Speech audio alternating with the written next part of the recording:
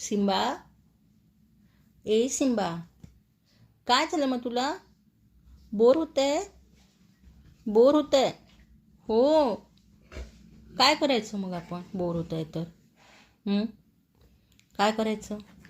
बाहेर जायचं का? फिरायला नेऊ मी तुला? ए सोनू, सिंबू, एवढं बाबा शांत झालं माझं बाळ. काय झालं तुला? ये ये मग, ये लवकर ये माझ्याकडे. चल आपण जाऊ बाहेर. जायचं खरंच? खरंच जायचं? खरंच जायचं?